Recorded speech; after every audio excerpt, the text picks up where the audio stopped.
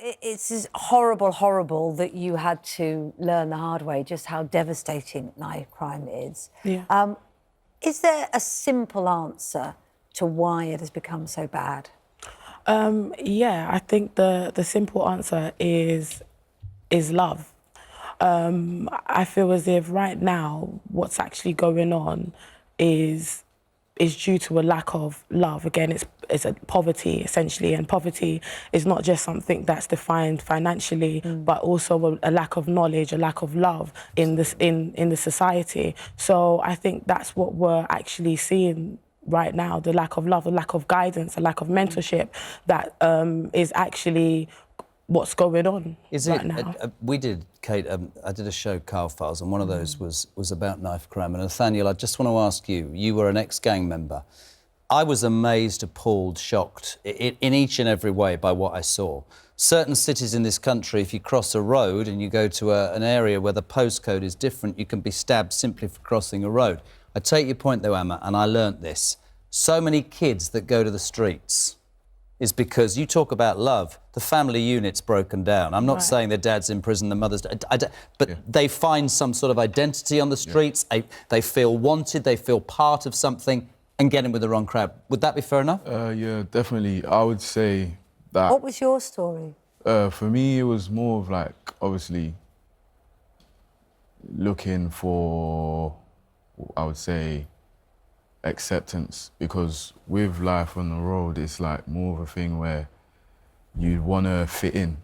So you'd grow up, whether it's an estate or a particular area, and you'd wake up every day and you'd see what the older lots are doing. So the what people, they're getting for their crime? Yeah, exactly. So it could be through either selling drugs or whatever they're doing.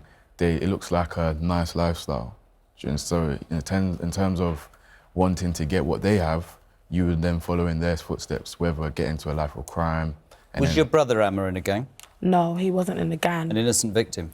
Right, yeah, but the thing is, the environment that we live in is very gang heavy. So even if you're not in a gang, you'll find that because of you live in that environment, essentially you can fall victim to anything that happens because of the environment we live in. Just like even the other day, I was in Wood Green with a few of my colleagues, and there was actually a fight that took place, and it was actually young people, 12-year-olds, and I had to actually actively interject and intervene and put her out. And the doctors even said, you know, if I hadn't pulled her out, she would have been killed. So again, it's the environment.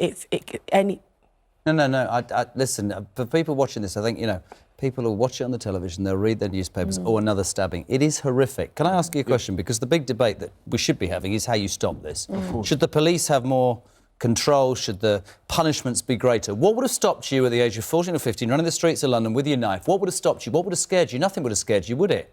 Because you felt like you were whatever. Exactly. What I would say is, of course, people, I think nowadays, in terms of going to jail, isn't seen as something, as a deterrent or something. Not in Birmingham. Right. Like, it's not a thing where, oh my gosh, I'm going to jail kind of thing. It's more of, you take it on the chin, you do your time, you come back out. So was there anyone around when you were falling into that gang that was trying and saying, don't do this is crazy? Or was the influence of the success of the gang members that you saw and aspired to too great to outweigh that? I would say, like, particularly, like, what in terms of what's going on, people are looking for a sense of belonging. Do you understand? So it's a thing where if they find that, whether it's in something good or bad, it's something they find. How did you get out? It's getting out is... How did you get out? Getting out, I would say I would call it purpose. So I found purpose. And in terms of saying I found purpose in terms of the value of life, the value of my own life, the direction that my life is now going, and what I can use my life to help other people. And how did you get that? Because that's what you must want in all the work you do to give to others. How I found that is through an organisation called Elite Enfield in North London. It's part of a larger collective of community units, 17 other community units all around London, from Islington to Enfield to Croydon to Peckham to Brixton to East London.